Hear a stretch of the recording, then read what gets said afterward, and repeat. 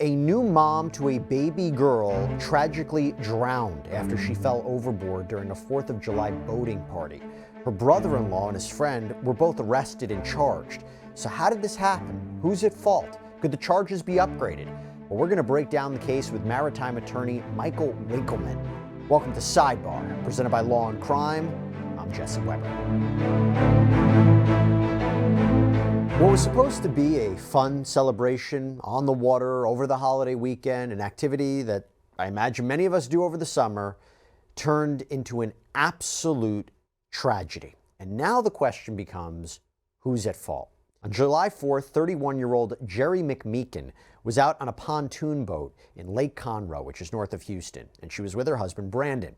Now, there's a bit of mixed reporting on who was actually driving this boat, whether it was Jerri's brother-in-law, Brandon's brother, Kyle Dean MacMeekin, or their friend Shane Everett Anaboli. What we do know is that Kyle and Shane were captaining two different boats.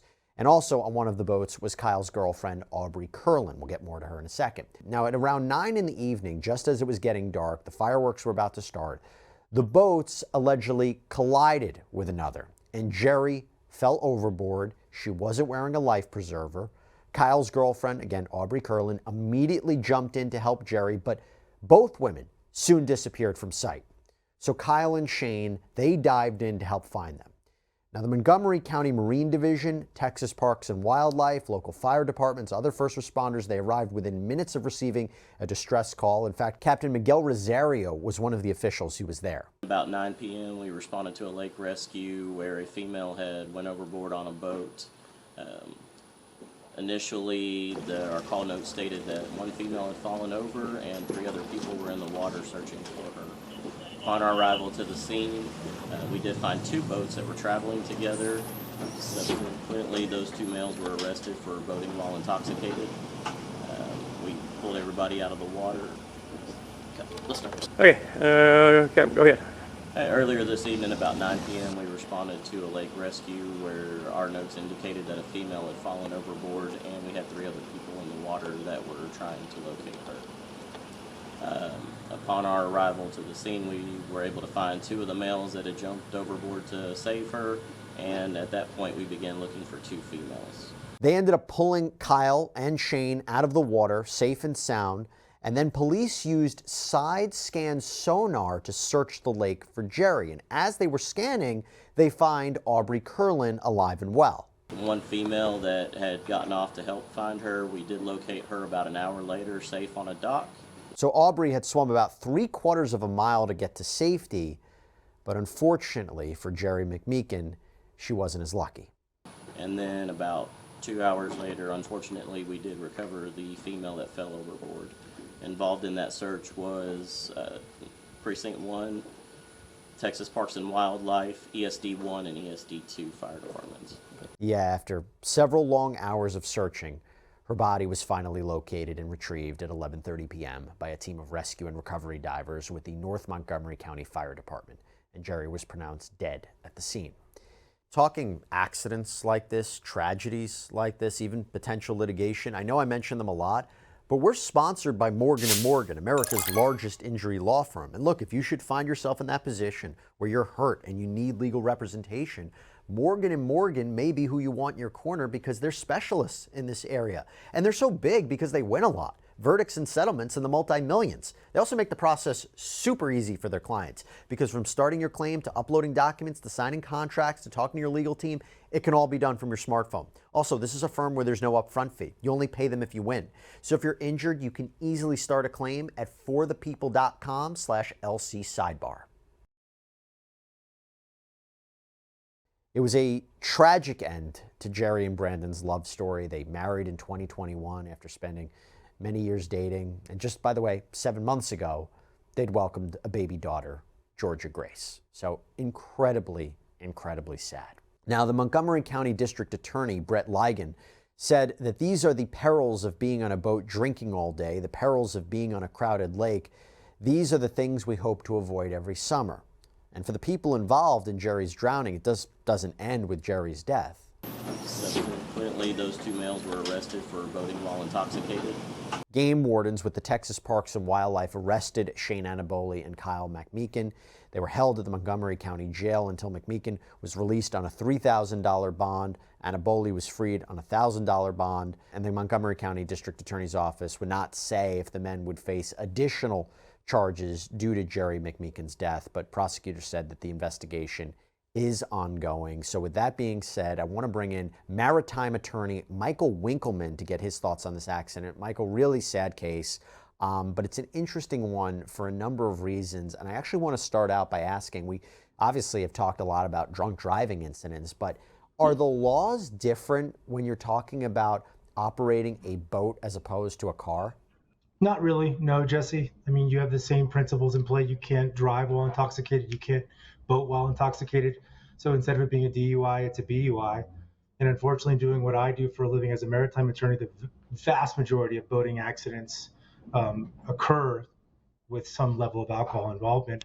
Certainly sounds like that was the case here. This is the reason I never go on the water on any kind of a major holiday, particularly July 4th, because there's just, when you mix in boating with alcohol, it's just, this is sadly what happens. I mean, it really sounds like this was a tragic accident, but there's no doubt in my mind that it was 100% preventable. Let's get into that. And by the way, before we even get into it, your profession, you must see this a ton, because according to data, my understanding is from the Texas Parks and Wildlife, 172 people were arrested for boating while drunk in 2023, 56 of them over the July 4th holiday weekend. So you see this happening a lot, right? Oh, absolutely. And I would have actually guessed the number was far higher than that. And I'm from Miami, Florida, born and raised, and that's where my practice, our headquarters are. But we have thousands of boating under the influence charges that are levied on every major holiday, which is the primary reason why I just won't set foot at sea on those kind of days. It's just too much risk.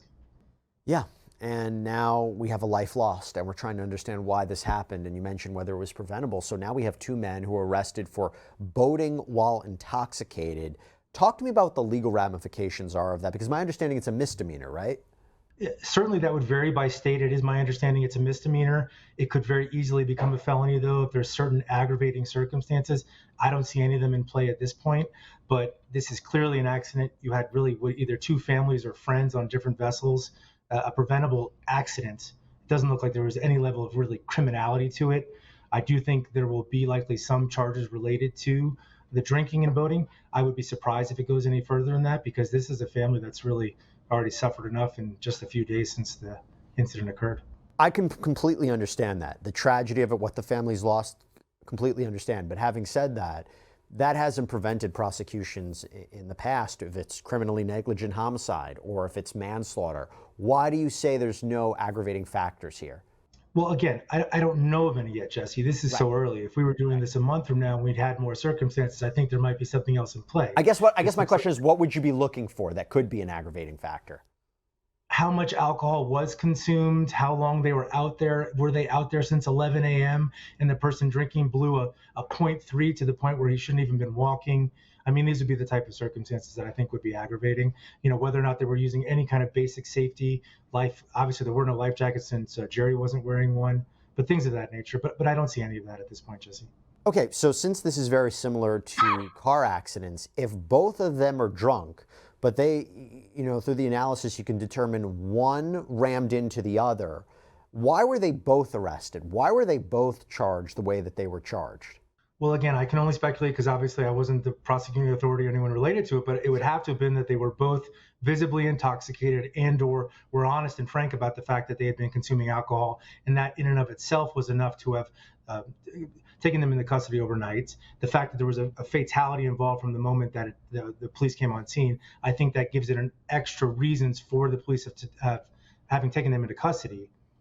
So that would be my likely thoughts as to why there was a difference between both of them being charged and at different levels in terms of the bond. So again, I believe this is a Class B misdemeanor, up to 6 months in prison. The fact that they have different bonds, right? So does that signify to you at this stage one was potentially more culpable than the other? And again, when we're talking about culpability, do you think that there could be any legal action, a civil action, a lawsuit filed as a result of this?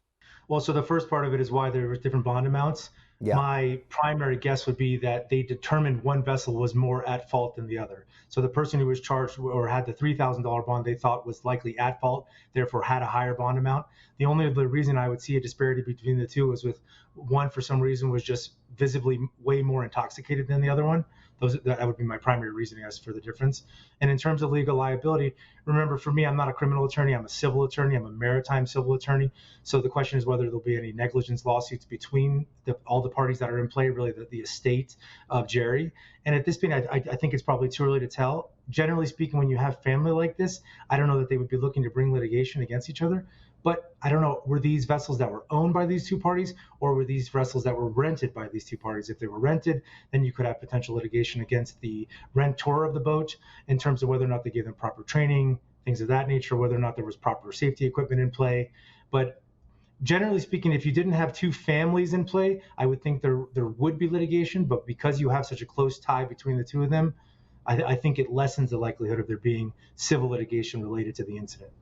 So again, we don't know at this point if anything like that'll happen, but if I'm thinking about Brandon and I'm thinking about now he has lost his wife, the mother of his child, does it matter of whether or not he was intoxicated? Does it matter or not whether he knew the people on the boat were intoxicated? Because I imagine that could be a defense, right? You know, you made a conscious decision to go on that boat knowing the risks, right? Is that something that would have to be part of the analysis? Well, I think you could have what would be called an argument of comparative negligence against Jerri or her husband, that they knowingly choose to go on a vessel at night where there's drinking involved, didn't take the extra step of wearing a life jacket. In my experience, a lot of people don't wear life jackets, especially when they're on pontoon boats, which don't go particularly fast. I know if I'm on a vessel at night, particularly when traveling at any kind of speed, I'm wearing a life jacket. My family are wearing life jackets. So there certainly would be arguments of comparative negligence. Of course, they're all speculative at this point. But in terms of the fact, does it really matter legally that there was friends or relatives? Not really. If someone's at fault and you file a lawsuit against them and you prove that they were at fault, then theoretically someone could be on the hook for all of the damages related to Jerri losing her life and baby Georgia not having a mother for the rest of her life. And by the way, going back to the criminal aspect, I mentioned it's a misdemeanor. You know, if there was any incidents in the past where either of them had been drinking while driving or drinking while operating a boat, that would obviously work against their favor, could upgrade it to a felony as well, I believe so. But I imagine from a legal point of view, that could hurt them as well if they have anything in the past. I guess the question is, when we're talking about the prevalence of this and how often this happens and how often happens, like you said, on holidays, has there been any discussion about changing the law for more stricter penalties for this kind of behavior?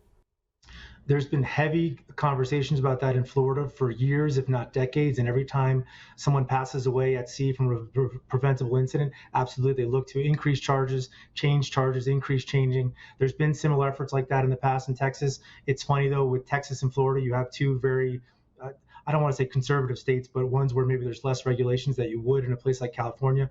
California generally has more strict boating laws in terms of being able to actually pilot a vessel.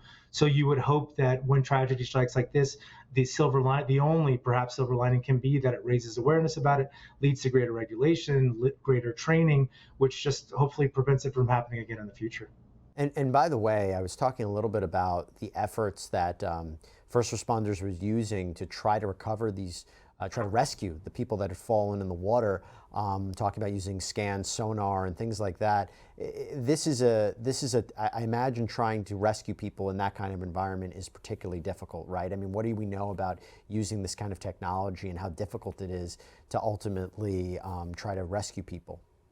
I actually think the search and rescue efforts, and I applaud the first responders who were able to locate the body and obviously rescue the people that were in the water. Comparatively, this would have been a relatively easy operation because you're in a limited area. And I compare that to, unfortunately, I'm an expert in people going off of cruise ships and being in the Caribbean, where you have this vast multi-mile area where the Coast Guard, with the most top-notch search and rescue people in the world that are in play, how hard that is. That's literally finding a needle in a haystack. Here, I think it's very different than that. But yes, the technology is fantastic. I think the first responders are fantastic. But comparatively, compared to what it could have been in so many of the stories that we hear about cruise ship overboards, I think this was a far simpler task. Just a really sad case, tragic case. And as the more we hear about it, we hear how this could have been prevented. And we think about the loss of her life. We think about the loss of Jerri's life. We think about the fact that her daughter will grow up without her. Her husband will live a life without her. And it's senseless. It again, shouldn't have happened. But Michael, appreciate you taking the time. Thank you so much for giving your expertise on it. And hopefully we don't see another case like this anytime soon. For sure. Thank you, Jesse. Nice to see you. Good seeing you. All right, everybody, that's all we have for you right now here on Sidebar. Thank you so much for joining us. And as always, please subscribe on Apple Podcasts, Spotify, YouTube, wherever you get your podcasts. I'm Jesse Weber. Speak to you next time.